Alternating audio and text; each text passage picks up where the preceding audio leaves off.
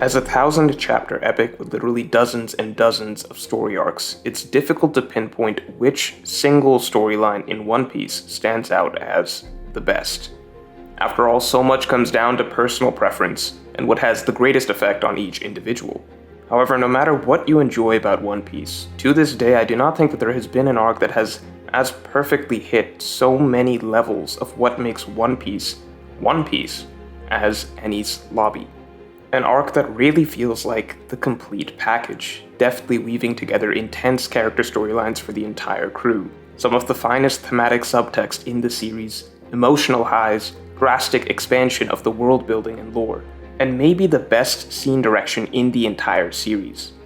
To me, Enies Lobby is not only the ultimate representation of One Piece, it is arguably the best written arc in the entire series, and by the end of this video you may agree one of the best written storylines of any work, period. Absolutely knocking it out of the park in so many different categories that it's hard to decide where to begin. Well, not that hard, we're starting with themes and characters. Enies Lobby had by far the most character work for the Straw Hats as a whole out of any One Piece arc, and I place emphasis on Straw Hats as a whole because while important growth took place for individual members, what is often missed is what this arc did for the actual unit of the Straw Hat Pirates. It's weird to say, but more so than for any individual member of the crew, this arc was really a coming-of-age story for the actual crew as a whole, the Straw Hat Pirates. So before we can get into that, we need to rewind and understand what the Straw Hats were like, and what the Straw Hat crew dynamic was like before Enies Lobby, because the drastic evolution of the crew that took place in this arc was a long time coming. A major reason the Straw Hats are such a lovable group in the first place is because they really do feel like a family. I think One Piece is up there among the best, if not the best series in terms of having a main cast that just captures the essence of a happy-go-lucky family where everyone can just be themselves. It's not just comedic banter. Oda has a genuine talent for writing heartwarming party scenes where the characters can freely bounce off each other, and of course combining that with the other end of the spectrum, where this lighthearted, goofy group is absolutely resolute in having each other's backs through life and death, showing us over and over the extreme lengths that they're willing to go to fight for each other.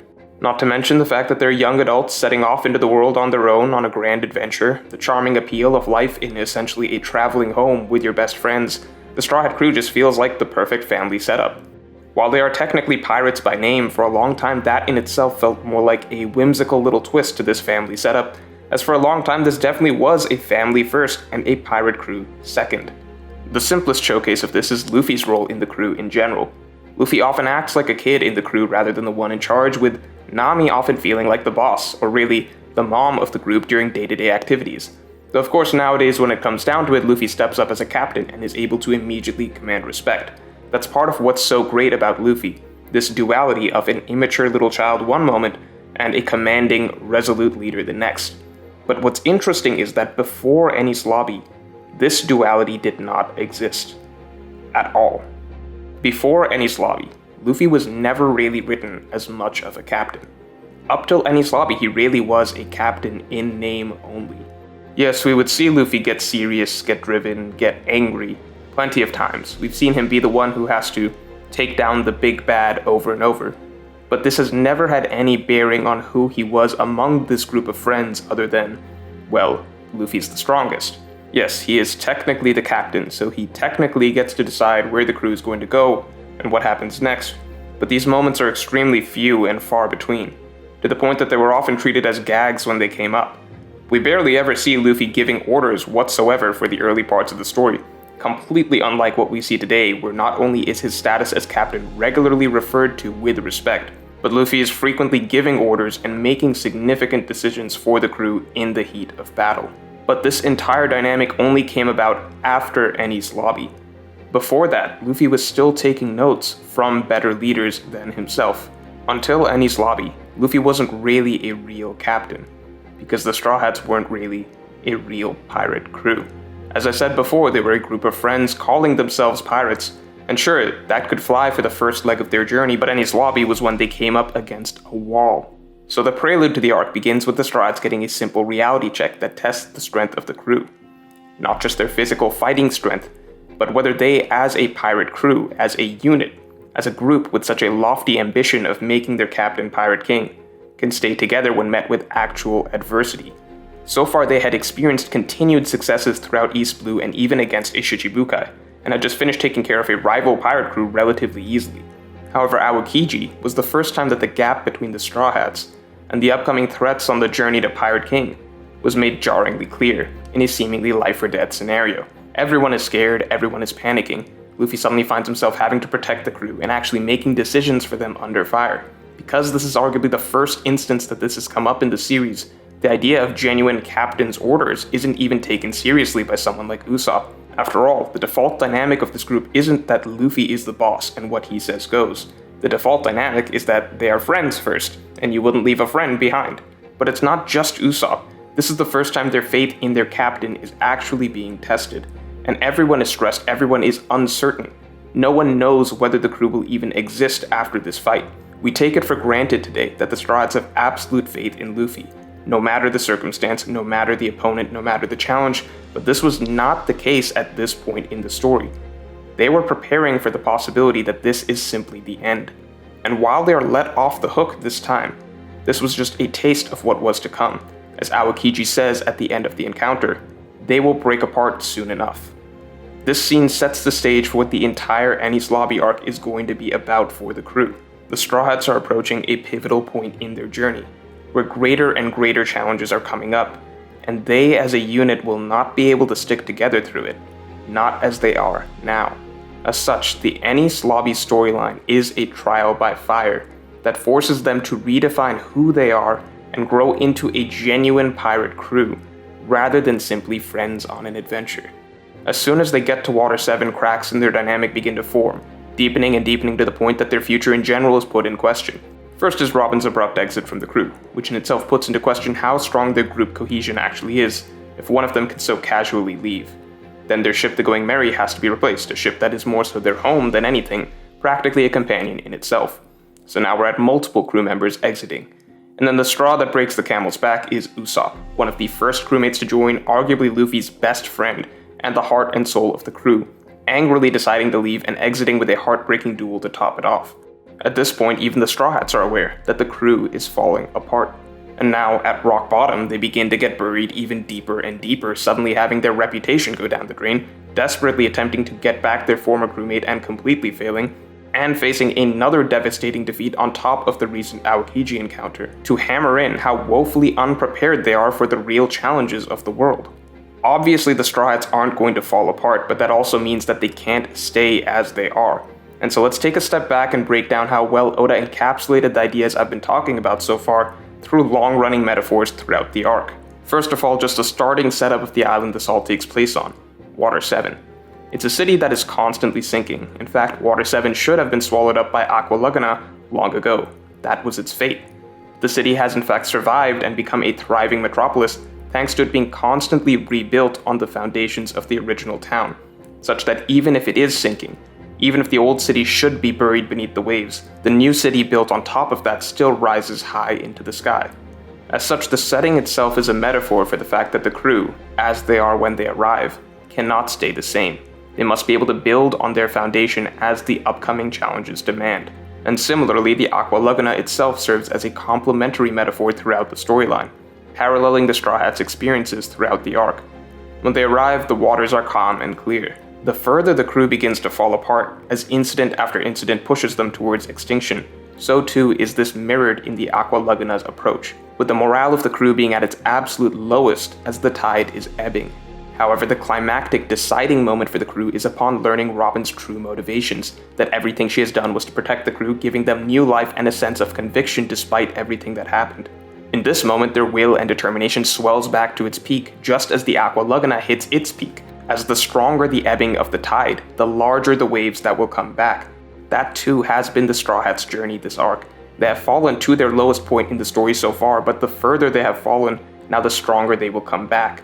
From here on, they are ready to both literally and figuratively take on the rough seas ahead, as we see them not only traverse the Aqua Laguna, but challenge it and come out on top. But maybe the most important running metaphor throughout the storyline is the Going Merry itself. The metaphor of Merry works on three levels.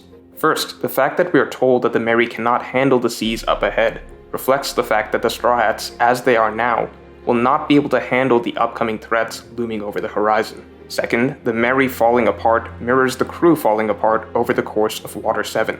Finally, the Merry being put to rest at the end of the storyline and instead having its spirit carried on in a new ship symbolizes the Straw Hats' step forward, growing from the group they once were into the pirate crew they must actually become in order to take on the seas ahead. And now I've been talking a lot about the growth of the crew, but what do I actually mean here? Well, as I said before, the Aokiji situation brought to light some of the problems with the crew's pre-existing dynamic. They're friends first, they're a family first, Luffy technically has the authority, but it rarely ever comes up. After this, repeatedly throughout the arc, we see the problems that come with this dynamic when things actually get serious. Luffy isn't a real captain, he's just Usopp's buddy. Nami doesn't think a pirate's duel is something to take seriously. They're all just friends, can't we just forget about this? Chopper doesn't understand why someone has to be left behind. The Straw Hats are not a real pirate crew at this point in time. They're a bunch of friends who formed a makeshift family and are playing pretend at pirates. So far, it's been fine, because they've coasted on the fact that this group has been strong enough to handle anyone they come up against. They've never had to truly come to terms with things like following orders, obeying the captain, understanding the roles and responsibilities every individual has for their collective survival, or even just being committed to the crew's mission such that you can't just casually leave. And the two characters Oda chooses to focus on the most in this arc in terms of the changing crew dynamic are fittingly the strongest, the supposed leader of the group, Luffy, and the weakest, seemingly least useful member of the group, Usopp. By focusing on both ends of the spectrum, Oda is able to move the entire group's dynamic one giant step forward. It's through these two that this dichotomy of being friends and an actual pirate crew can be resolved. Focusing on Usopp's side first, Usopp of course fits in great with the gang as a friend. Again, he is arguably Luffy's best friend. As a crewmate, however, his usefulness has always been questionable. Usopp is arguably the weakest Straw Hat, maybe tied with Nami, but the difference is that Nami's role as a fighter is secondary and her main value comes from being a navigator, which is an invaluable position on a pirate ship. On the other hand, Usopp's primary value is supposed to be combat related, as a sniper. For the longest time, it was excusable that he was weak, as the threats the crew faced were all one way or another manageable. Usopp could get through fights with luck, trickery, and teamwork, and on top of that, he still had some use outside of fights as a sort of jack-of-all-trades, able to patch up the ship, make weapons, and other odd tasks. So Usopp, great friend, not the most useful crewmate, but passable. However, with greater challenges and rougher waters fast approaching, the Enies lobby arc somewhat exposes Usopp. Past a certain point, things are going to get more and more serious. Their ability to actually survive as a pirate crew is going to matter more than ever. The reality is that this isn't just friends going on a road trip, and bit by bit we're shown the least useful Straw Hat going through this realization. Forget trying to help against Aokiji, the reality is that without luck, trickery, or assistance, even some random thugs in a back alley can mug Usopp easily. This is supposed to be a member of the Pirate King's crew. To add to Usopp's humiliation, it's interesting that this is one of the few early points in the series that we see Chopper essentially manning up and casually standing shoulder to shoulder with the monster trio to take down the same goons that defeated Usopp, which only further emphasizes how far behind Usopp actually is. Sure, Nami doesn't fight, but she's the one that even got them the 300 million berry in the first place, the money that Usopp then lost because of his weakness. The nail in the coffin is, of course, the decision to leave behind Merry. Firstly, because it highlights the fact that even the other non-combat tasks that Usopp is useful for, such as carpentry, he's not that good at in the grand scheme of things. Usopp, as he is right now, is not a sniper fit for the Pirate King, and he's certainly not a shipwright fit for the Pirate King. But of course, beyond that, the announcement that Merry must be replaced is the trigger for all of Usopp's insecurities to come to the surface.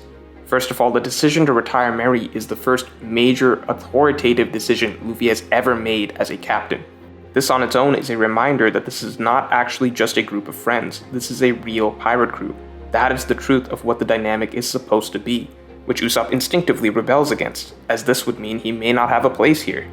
And in that vein, the Merry itself is symbolic of a simpler time. Merry at this point has become a staple of the series, where I would say most readers have likely become attached to the ship without even realizing it. The ship is, after all, the home of our main characters. It represents comfort and familiarity for the Straw Hats and the reader. Even today, most readers probably feel some degree of nostalgia for the Going Merry era of the story. I know when I see that ship in an opening or a random chapter, it's a reminder of the more idyllic section of the Straw Hats' journey.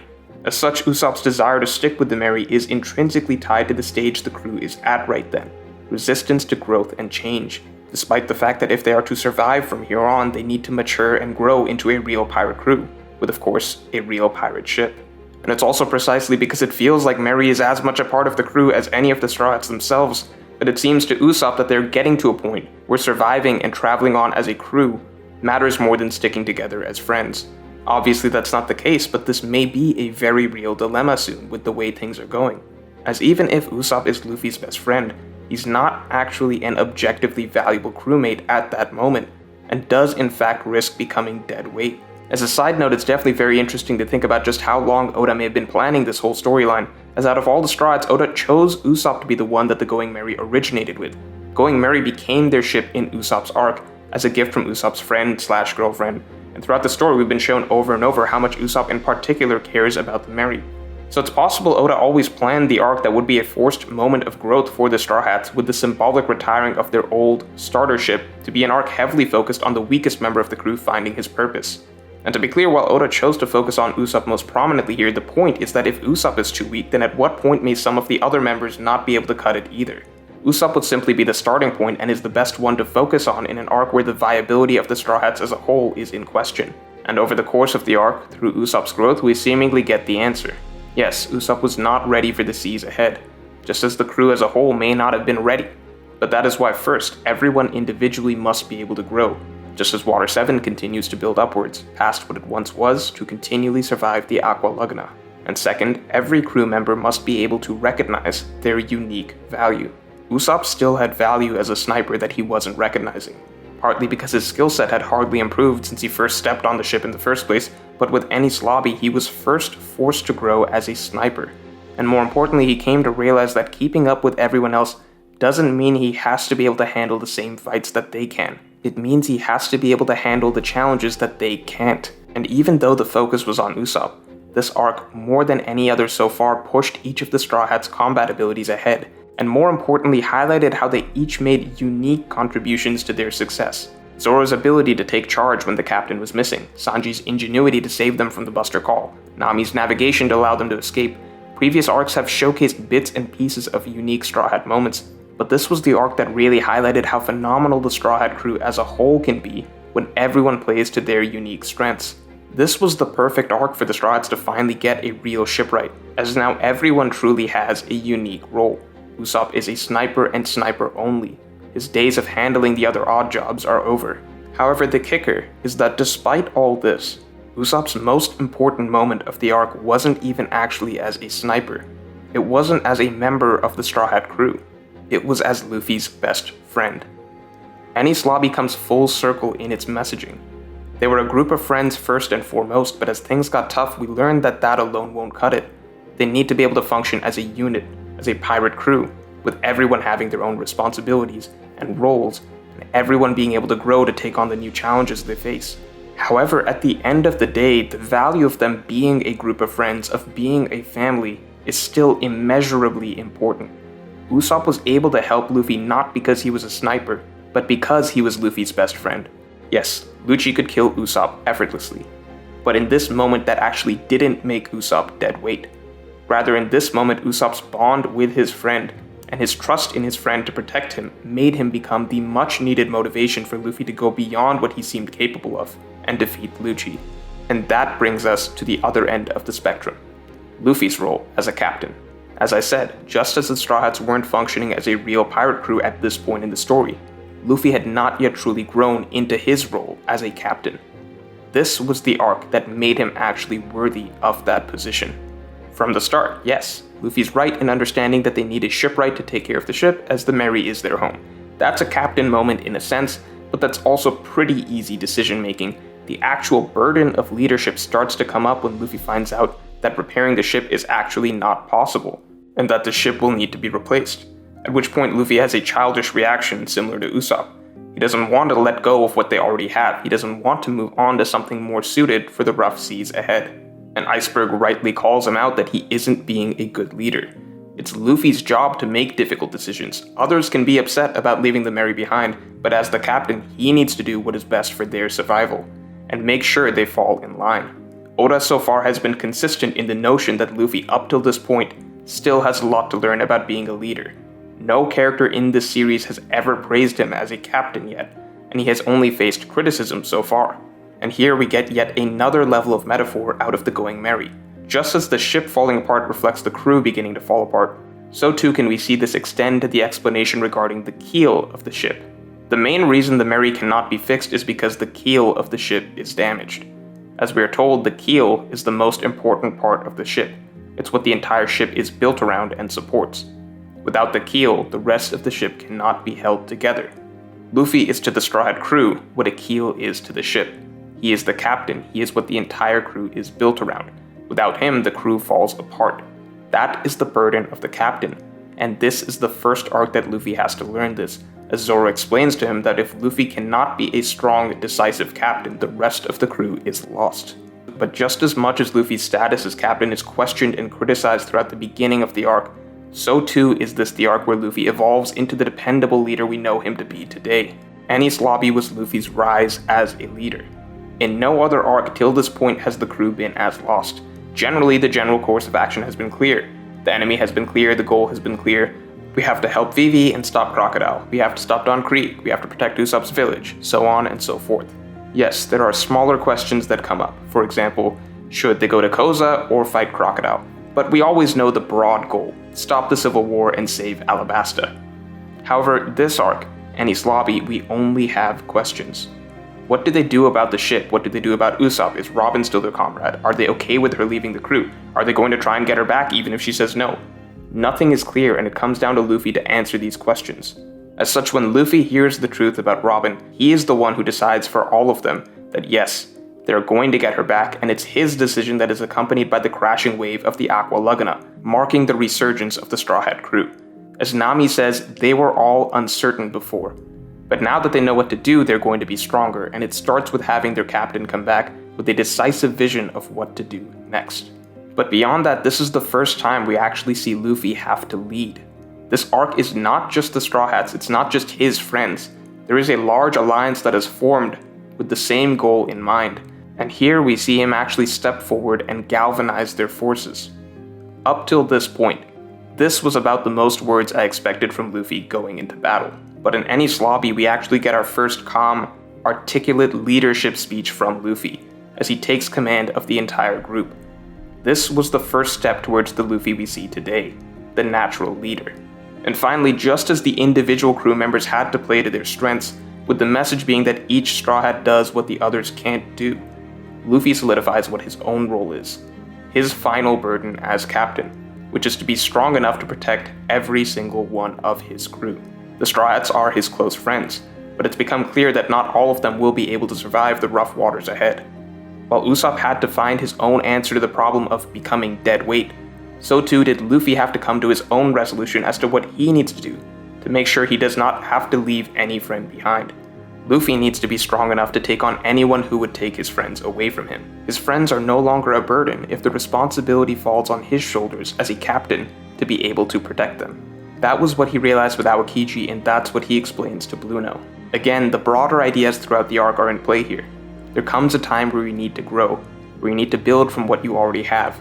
Luffy realized he was no good as he was up till this point, and that from here on he had to try to become a captain that could protect his crew from anything. Throughout the story before this has already been Luffy's role in a sense.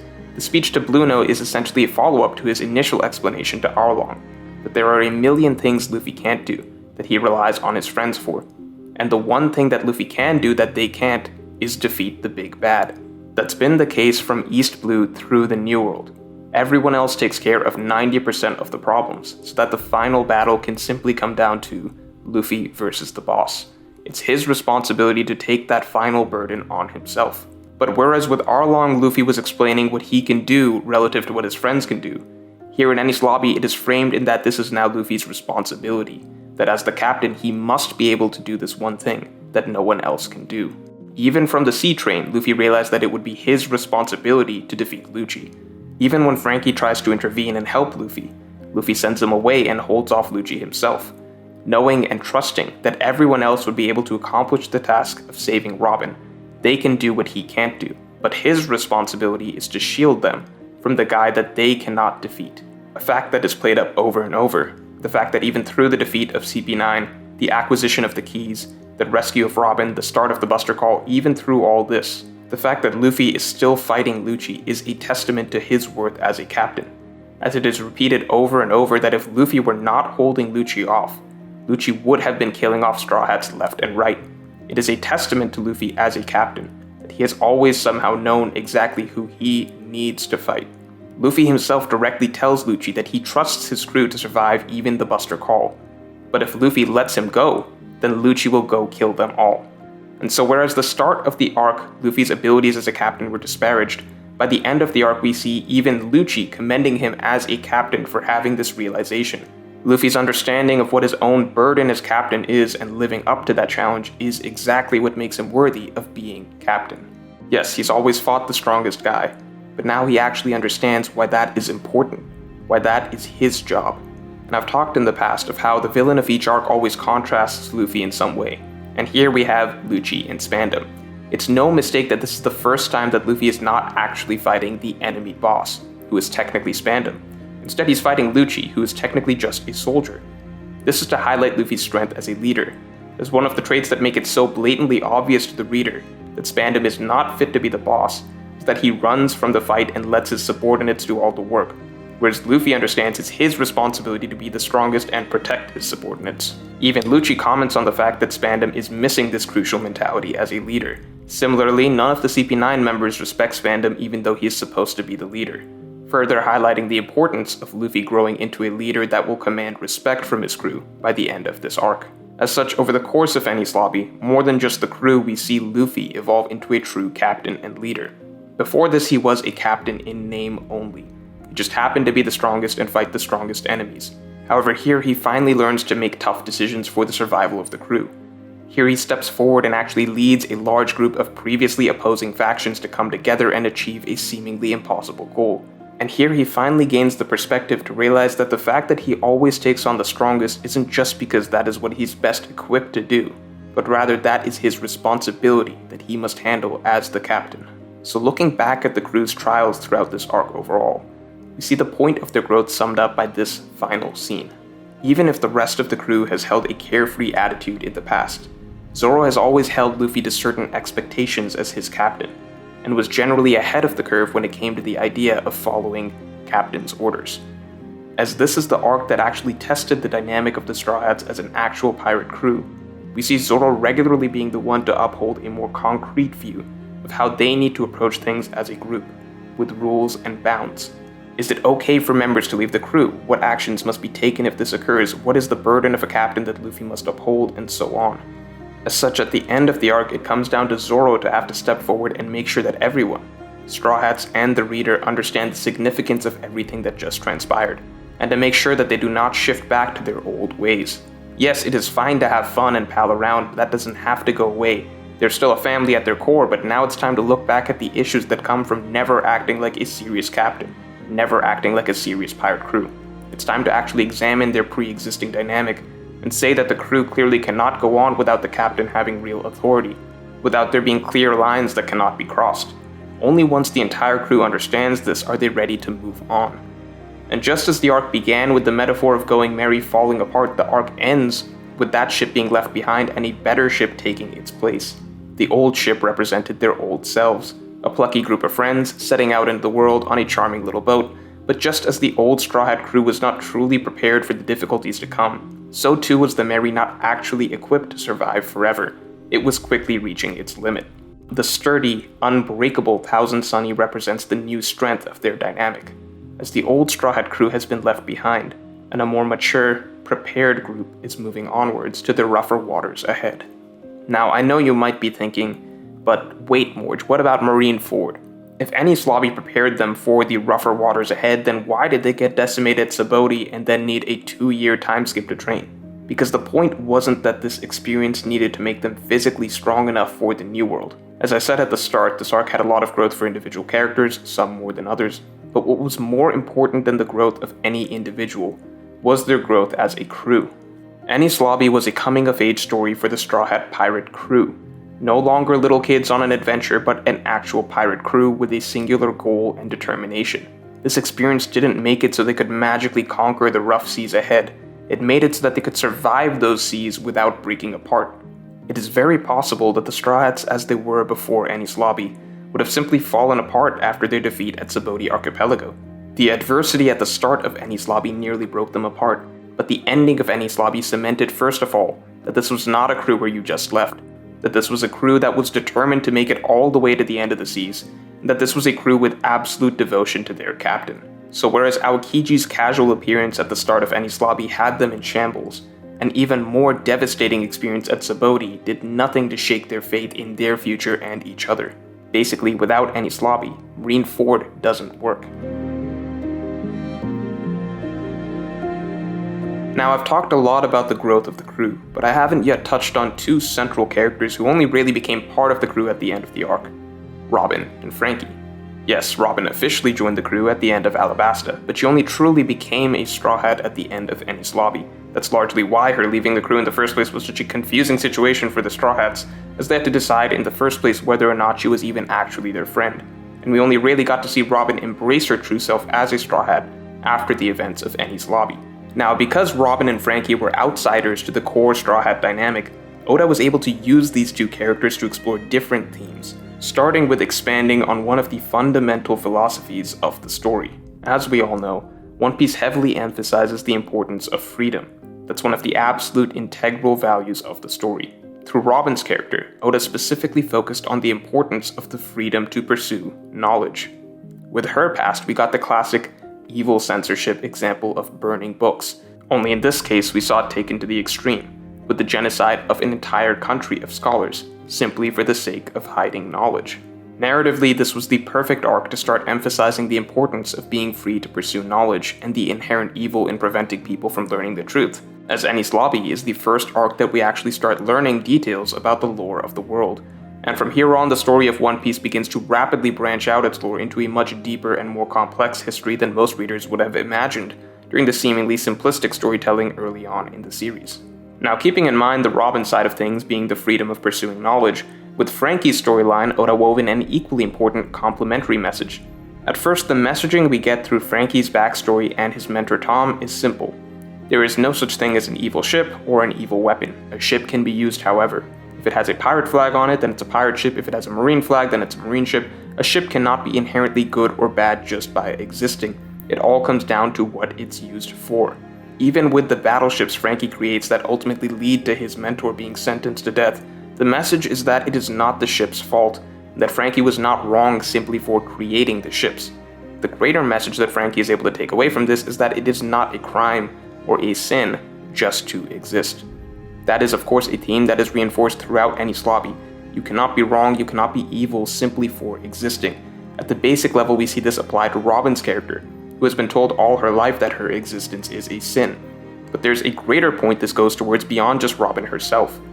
All these ideas we're getting through Frankie and Robin, that a weapon is not inherently good or bad, it's how it's used. A person with dangerous capabilities isn't inherently good or bad, it's what they do.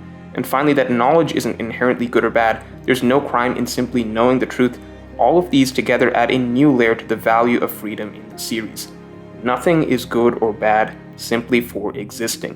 What actually matters is the choices that come with it. And it's so important that these ideas are the centerpiece of Enies Lobby, as this is the arc that really reveals to us the greatest enemy of the series, the world government itself. This is the arc where we are meant to understand that the world government is in fact an authoritarian empire, even if it may not seem that way on the surface. But more importantly, it needed to be made clear exactly what the specific nature of this authoritarian empire is.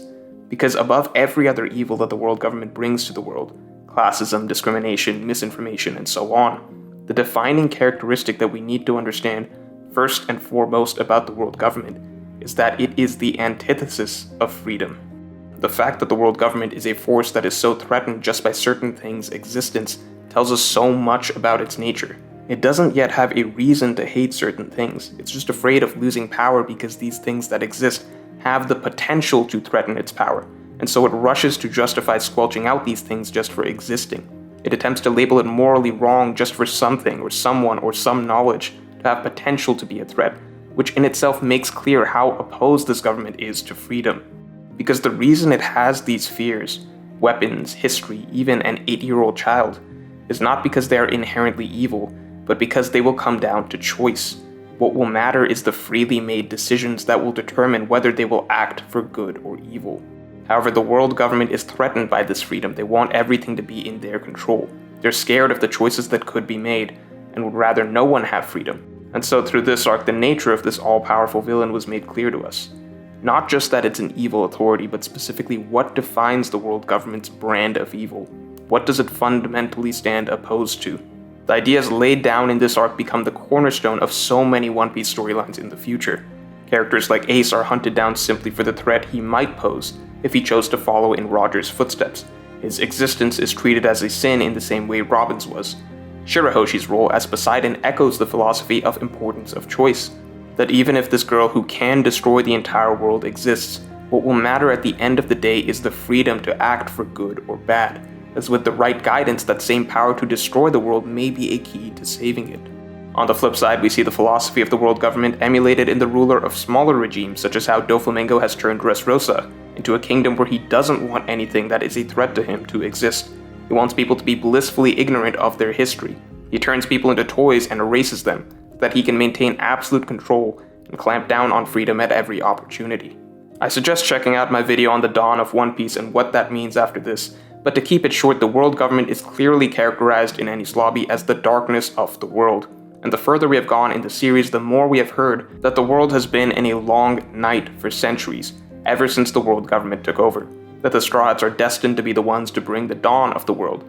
They are the ones who will bring the dawn. They're the ones Roger was waiting for, the ones that Whitebeard was waiting for. That is their ultimate destiny in the series, to take on this darkness that is the world government and bring the dawn to the world. Now, up till Enies Lobby, up till this point in the series, they have not had any real problems with the world government. They don't know much about the world government. They have no intent of taking it down. They have been sailing wherever they want, doing whatever they want. The Straw Hats are the most free-spirited pirate crew we know of. But just as much as I talked about how this arc was a moment of growth for the Straw Hats, a point where they transitioned from being a group of friends sailing the seas into something more. Just as they matured as a group, so too did they inadvertently stumble onto a path to become something far greater. This was the arc where the Straw Hats, as the embodiment of freedom, finally ran headfirst into the ultimate enemy of freedom. They are nowhere near ready to take this overarching foe on, but this is the first true encounter they have with the empire that they will ultimately help bring down, the darkness that they will one day end. This is the arc that sets the stage for the finale of the series, thus getting very literally the first declaration of war. This was the arc that put the Straw Hats on the map for the entire world. And so let's take a look back at the repeated symbolism of their ships. Not only does the Merry symbolize the old Straw Hat crew, not only does the Merry falling apart represent the cracks in the group, not only does leaving Merry behind and transitioning to the Thousand Sunny represent their transformation into a more mature crew that will never fall apart. On top of all that, the transition to the Sunny carries another, even more significant meaning in the grander scheme of their journey, in that this is the point that they are now, unknowingly, on the path to bring the dawn of the world. That is what the Thousand Sunny represents. Their figurehead is the sun. They don't even realize it, but they just declared war on the great darkness that envelops the world, and they will one day be the ones to bring the dawn to the world. And that is why it is time for them to leave the old, freewheeling days of the Going Merry behind, as the real purpose of the crew has taken shape, and the real story of One Piece has begun. Beyond straight analysis of the character arcs and subtext, I have to talk about Enies Lobby from a critical standpoint, because on a micro level, the chapter-to-chapter writing and scene direction was maybe the best we've ever seen in One Piece. Just starting with the actual plotting of the arc, Water 7 in particular stands out as one of, if not the most unpredictable One Piece storylines, period. We think we're going to this city to fix the ship and pick up a new crewmate, and like past One Piece arcs, presumably we'll run into some bad guy that needs to be defeated before the crew can set sail again. The city itself seems like one of the most wondrous, fantastical locations we've ever been to, and the mood at the start of the arc is as lighthearted as it's ever been. What follows from there on is a masterfully executed descent into confusion and despair for the crew, as minor setbacks rapidly snowball into seemingly unsolvable problems. Suddenly they've lost the money they needed to fix the ship, but actually the ship can't be fixed, period, and they need to leave their home behind. But on top of that, they've seemingly lost a crew member, maybe permanently, and now even Usopp is leaving the crew. And not only is he leaving, but we're getting a painful duel on the way out. And on top of it all, the remaining Straw Hats are now being framed for murder and are enemies of the city. As the situation continues to spiral out of control, taking the crew to a level of disarray we've never seen before, throughout it all more and more mysteries keep popping up. What is the truth about Nico Robin? Who is this mysterious organization looming over her? What do they want Iceberg for? What was the reason behind the assassination attempt? All these question marks keep mounting on top of everything the Straw Hats are already going through internally. What seemed like a simple island adventure at first has quickly turned into a storyline steeped in gloom and mystery, with previously unseen elements of spy thrillers leaking into One Piece. The mounting mysteries and the ambiguity surrounding the crew's future combine for a much greater degree of uncertainty than more straightforward past storylines such as Skypiea and Alabasta carried. It all comes to a head when the Straw Hats, in their heavily fractured state, make one last attempt to at least get Robin back and get some answers to their questions. And so fittingly, when the Straw Hat crew is pretty much at rock bottom, they accidentally uncover something much, much bigger than themselves. At the bottom of the rabbit hole turns out to be a far more ominous truth about the nature of the world government itself than the Straw Hats or the reader could have expected. And as it turns out, the magnitude of what has been at stake in this beautiful, charming city of Water 7 is far greater than what we could have guessed. As such, looking back at it all, the Water 7 segment of the arc was arguably the most unpredictable and gripping plotline we've seen in One Piece. Stacked with identity reveals, hidden motivations, mysteries coming full circle, and all culminating with the entire nature of the One Piece world being flipped on its head. The guy we thought was the villain was not actually a bad guy at all. The enemy turns out to be the world itself. The real meat of this arc isn't even going to be on this island. There's a much grander stage set for the finale. Not to mention, even the new Straw Hat we're going to get isn't any of the initial candidates, but rather the guy we thought was going to be the villain in the first place. And it wasn't just the plotting, it was all the little things working in tandem on top of the actual writing of the story. The visuals, atmosphere, and setting, there was just another level of effort that went into these additional pieces throughout the arc. I've already talked about how the Aqua Laguna worked thematically, but just in terms of scene direction, the shifting weather over the course of Water 7 plays perfectly into amplifying the mood at each given beat of the story. As things go from bad to worse, the skies gradually darken. As the sense of uncertainty deepens, the wind begins to blow. The entire pivotal sequence of unraveling all the mysteries of the island is marked by a continuous gale coursing through each panel. And finally, the dramatic climax of Water 7 is punctuated by the Great Storm finally hitting. At Enies Lobby itself, the drama of the narrative has shifted. Now the crew's focus is clear, and it is a more straightforward setup to defeat the villain. And so the setting is no longer stormy. Rather, the visuals reinforce the nature and scale of the enemy they are up against. They're fighting an entity far vaster than themselves. They're taking on the world itself. And that is certainly the feeling the reader gets when the backdrop of this entire battle is the massive gates of justice. So wide they cover the entire horizon, stretching across the expanse of the entire ocean, so high we can't see the top.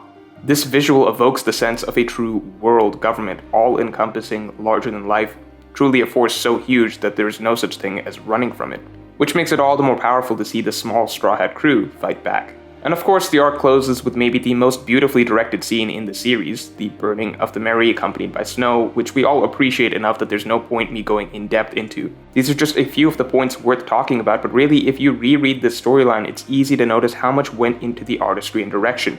Obviously, Oda's technical skill as an artist has gone up since then, but the imagery he chose throughout the Enies Lobby arc still stands out today.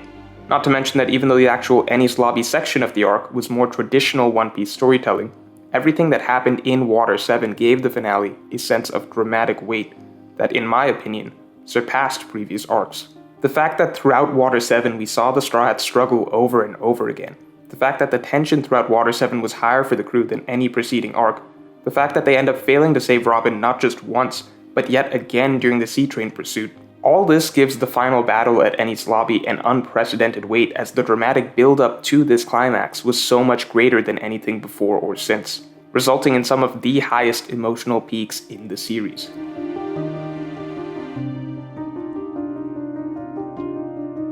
There is a reason that Oda himself believed that he could not write an arc as beautiful as Enies Lobby again, and while I hope he proves himself wrong in the future, for the moment I would have to agree with him.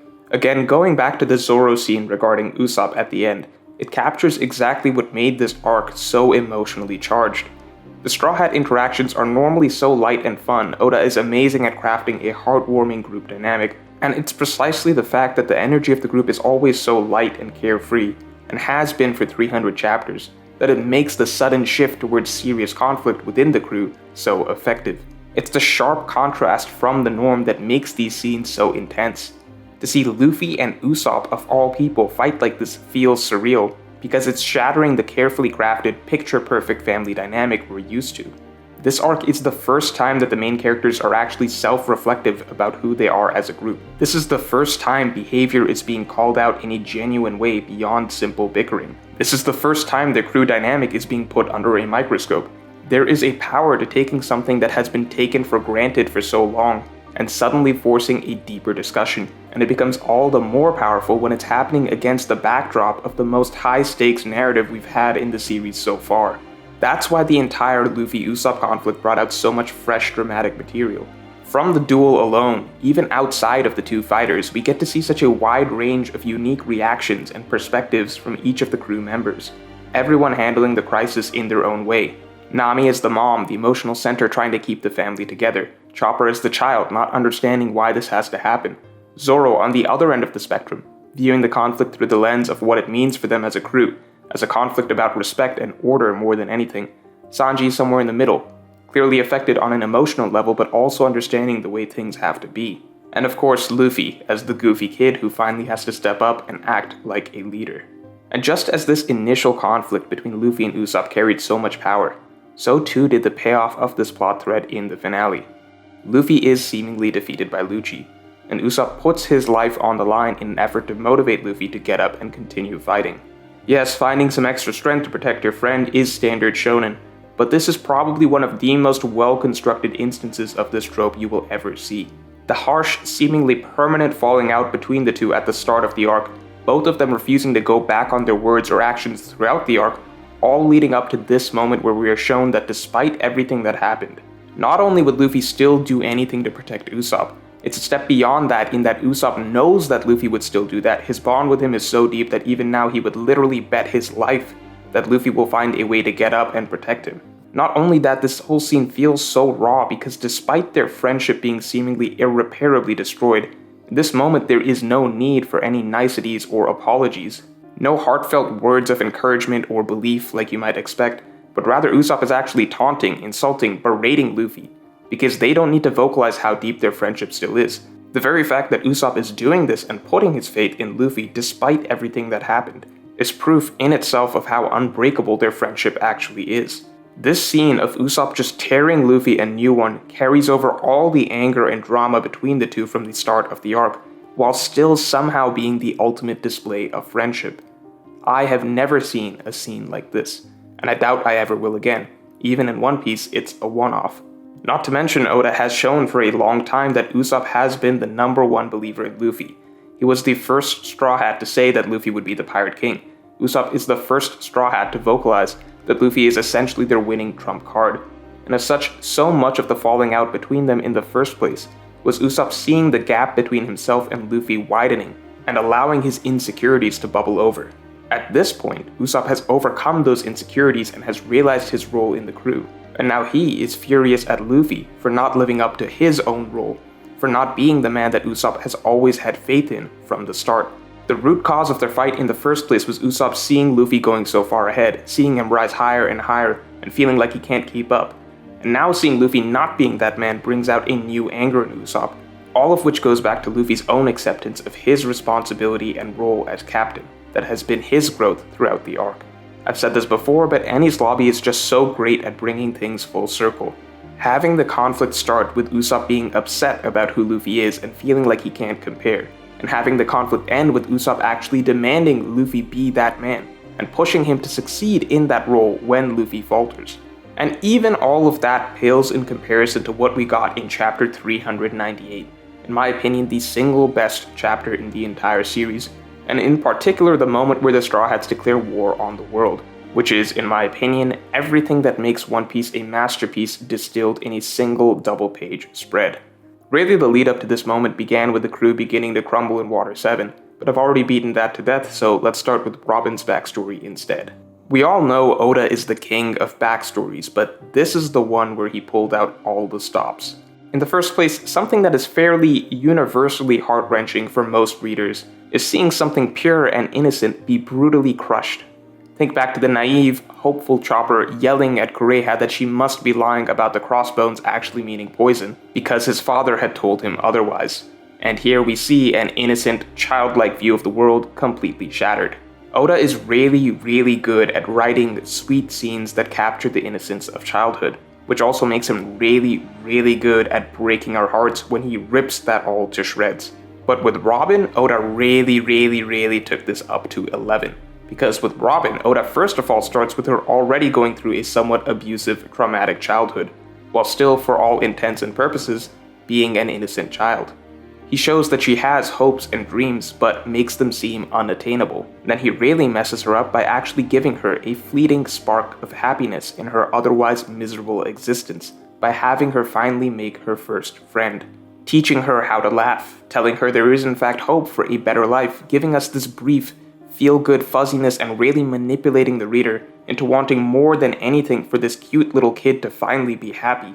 And then Oda absolutely destroys us with probably the ultimate cavalcade of tragedies. Literally every faint source of happiness in this already miserable innocent little kid's life is stamped out in front of her eyes. She loses her scholars who were once her source of refuge among an island of people who hated her. She loses her mother who she prayed for so long would come back to save her from her misery. She loses her first and only friend who dies protecting her. And the very thing that she was ostracized by the people of the island for being a supposed demon, now becomes her permanent brand that literally the entire world will hunt her for. And finally, the montage of seeing Robin grow up is simply the cherry on top, showing us that her entire life from here on is simply experiencing glimpses of kindness only to have them ripped away over and over. This entire 8-chapter run was just Oda's magnum opus of tragic backstories, tearing innocence apart blow by blow, somehow finding a way to make it harsher and harsher with each page, just compounding injustice upon injustice, doing everything in his power to make us understand why this woman is so certain that there is absolutely no one in the world who won't ultimately betray her. And that's not all. Not only did this backstory take us through the emotional ringer, it doubled up as our first major, eye-opening showcase of the world government, which as a collective body can be thought of as the primary antagonist of the entire series. Yes, this arc had already been pulling back the curtain on the world government's evil, but this backstory was where it was finally on full display. This was our in-depth look at the horrors it would commit in the name of justice. This was the world government definitively presented to us as the absolute authoritarian empire it actually is. Just as Robin's backstory primed us for some serious emotional payoff, it also set us up to absolutely hate the world government that did this to her, and to finally understand the big bad of the One Piece world is in fact the world itself. And with all this set up, we transition back to the present for the Straw Hats' response, and we get the declaration of war. Again, best moment in the series in my opinion for the sheer number of levels it delivers on. First of all, at the most basic level, there is a ridiculous rush of adrenaline I imagine most readers get from seeing everything Robin has gone through, how alone she has been her entire life, how certain she has become that she can trust no one, etc., only to then see the Straw Hats prove her wrong without a shadow of a doubt by taking an action that indisputably cements that they will never cast her away. They welcome her as she is, making her burden their burden, putting them all in the same boat. After seeing this poor child go through the most tragic life possible, this larger-than-life act of friendship is everything we want to see for her in this moment. Ridiculous injection of instant gratification right there. But on top of that, from the Straw Hats' end, this moment also hits hard as the emotional payoff for everything that they have been through this arc as well. The bonds of the crew were starting to tear at the seams, their future was uncertain. They didn't know what to do next, and this moment suddenly wipes all of that away. Suddenly their unity seems absolute and unbreakable. It's literally just the 6 of them by themselves taking a stand against the entire world for the sake of one of their own. Huge emotional payoffs coming from both ends. But beyond Robin or the Straw Hats, in the context of the entire overarching narrative of One Piece, this declaration of war finally establishes what this entire epic has actually been set up to be from the start. In a way, we've been reading a work of dystopic fiction this entire time without knowing it. But here our eyes are finally open to the truth of the world. Suddenly it's no longer just about a little group of pirates sailing the seas searching for treasure. There is something deeply and fundamentally wrong with this world, and they are going to be the ones to bring a revolution. That is the true narrative of One Piece. the story of the ones who will bring the dawn to the world. And on top of that, it's not only that the Straw Hats declared war on a dystopic empire, it's why they did it and what that says about the fundamental themes of the story. Almost every single work of fiction that features an oppressive rule that needs to be overthrown frames the main characters as rebels who have a deliberate intent to take it down. Maybe it's about justice, maybe it's about equality, maybe it's about freedom. Whatever it may be, the bad government needs to be taken down. But what's fundamentally different about what led the Straw Hats to declare war here is that they do not care about the state of the world. They don't actually have that much context. They don't know the grand scheme of things. They are just here to pick up a friend, and the world government happens to be in their way. When Luffy orders Usopp to shoot down the flag, it's not a declaration of war in the sense that you all are evil and so we will take on the world government. It's, we literally don't care who you are. If you hurt our friend, you're our enemy. It doesn't matter to the Straw Hats who is in their way, a king, an empire, the entire world itself. They operate on their own terms and do what they want. And so in that sense, they're not fighting for freedom. The fundamental difference is that the Straw Hats are freedom itself. They themselves are free. No supposed world government changes that. If this world government happens to be in their way, then they will simply go through it. That is the grandest depiction of what it means to be free that I have personally ever seen. It's a very different take on the classic setup of overthrowing a dystopian empire. They are not fighting for freedom. They are freedom. And so just as much as this arc, and particularly Robin's backstory, has been devoted to cementing the world government as this all-powerful force representing authoritarianism and oppression, so too does this moment cement the Straw Hats as the incarnation of freedom. From here on, the reader should understand that this is what they represent. The Straw Hats are freedom, and the world government is the enemy of freedom. The path the Straw Hats are hinted to be on at this point in the story today, to overthrow the world government eventually and bring a new dawn to the world, it all starts right here in Enies lobby. And so, after a long storyline filled with instability and question marks for the Straw Hat, this moment answers everything. This is who they are, a group that will go to the ends of the earth and back for a friend. This is what they stand for, freedom. This is who their enemy is, unjust authority. And this is what the real conflict of One Piece is. A dystopian empire controls the world, but will ultimately be toppled by these free spirits. That is the weight behind this declaration of war. It is the emotional payoff to everything the characters have gone through this arc, as well as the pivotal narrative shift that establishes the true conflict of the larger story. So all that being said, maybe you can see why I feel Enies Lobby was the pinnacle of One Piece. The heavy mystery and unpredictable plotting of Water 7, some of the best imagery and visuals in the series, the strong sense of atmosphere from start to finish, seeing the crew struggle not only against the greatest enemy they've ever faced, but also with their own group dynamic, and the sheer feel-good euphoria of seeing them ultimately come out triumphant and with their bonds stronger than ever. The many iconic moments and emotional highs that came out of the storyline, the consistent symbolism masterfully woven throughout the arc, with the breaking of the Going Merry, the transition between ships, the sinking island of Water 7, the approaching storm of the Aqua Laguna, all these metaphors being particularly impressive in that none of them need to be openly spelled out for the reader, that this ship represents the state of the crew, etc. Rather, the deeper layers of subtext are simply there for readers to pick apart. This arc was simply a triumph on so many levels. I think you could argue Marineford was as well written, or even more so. In fact, you may see that argument from me a few analysis videos down the line, but Marineford's greatness is for drastically different reasons that flipped a lot of our expectations for the series on their head.